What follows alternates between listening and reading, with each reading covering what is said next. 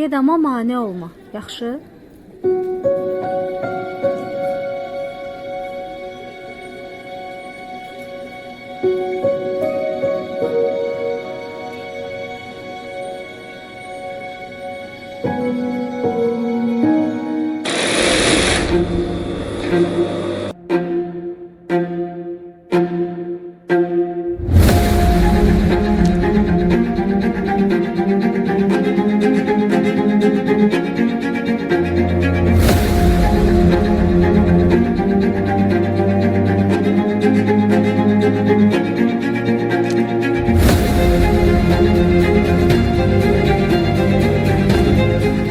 Çalışır günə qalxanda yıxma dərənə.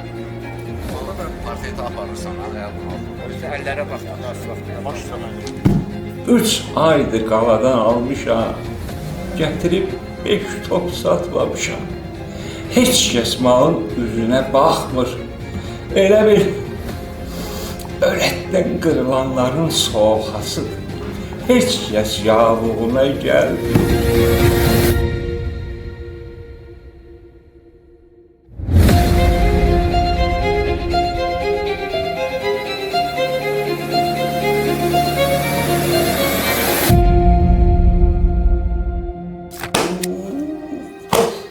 Bu hesabla düz 100 manat zərərim var.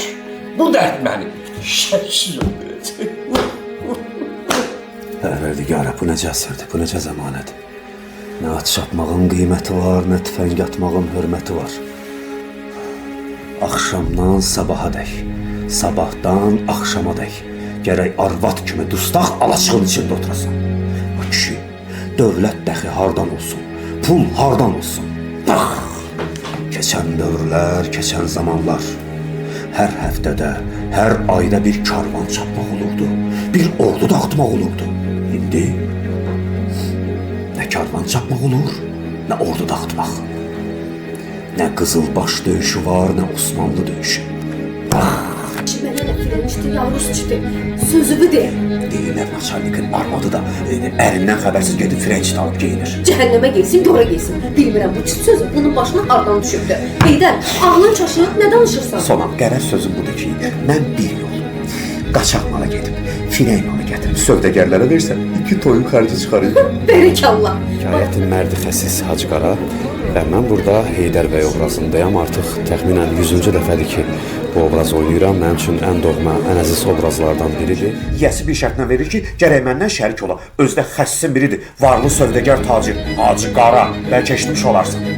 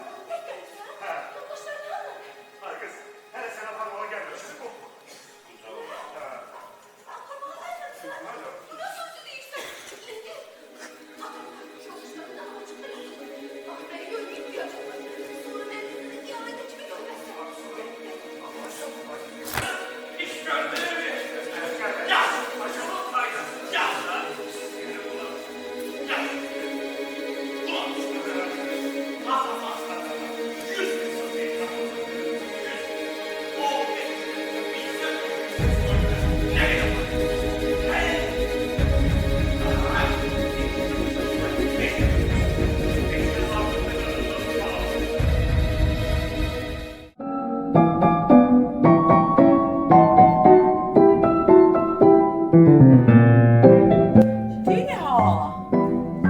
Eşitmirsən? Bayaqdan səni çağırıram. Bir hay ver də deyil ha.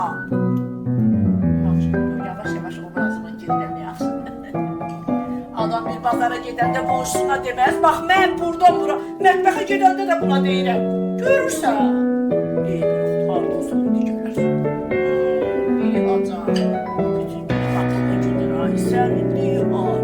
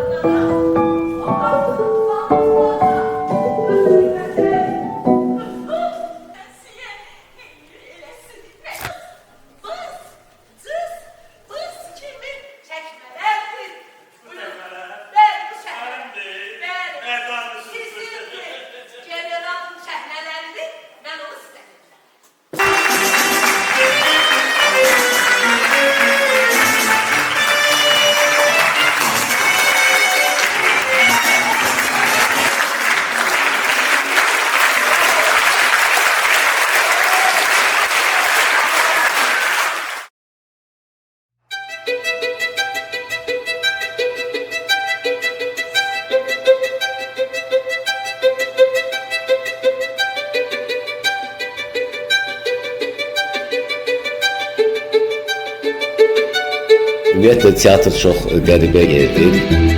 Bir 30 ilə yaxındır ki, teatrın baş rejissoru işləyirəm. Onu istəsən də, istəməsən də, əgər teatrı sevirsənsə, istər-istəməz həyat tərzin onsuz da sənin teatrla bağlı olur. Yəni, burada ailə ilə teatrı bir-birindən ayırmaq olmur.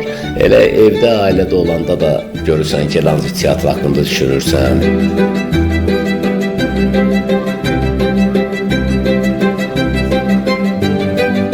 Aktyorlar sanki bir uşaq kimidirlər. Yəni onları incitmək olmaz. Mən belə düşünürəm.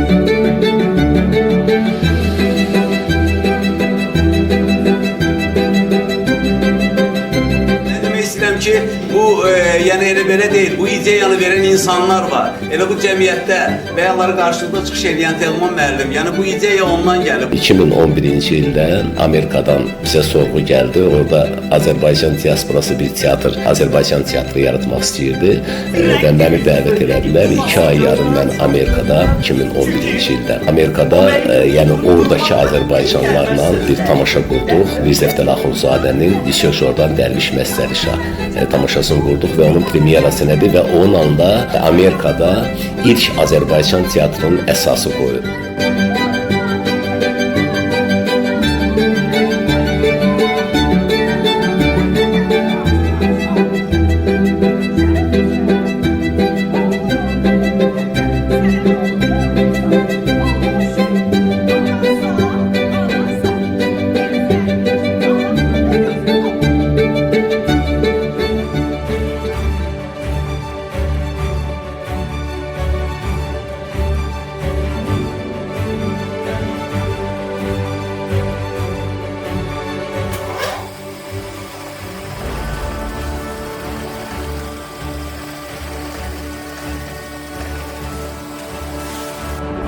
Uşaq tamaşasında oynamaq bu bir başqa məhəbbətdir. Sanki biz özümüz də uşaqlığımıza qayıdırıq, qəlbimizin o uşaqlıq xatirələrindəki o gülüşləri gətiririk səhnəyə.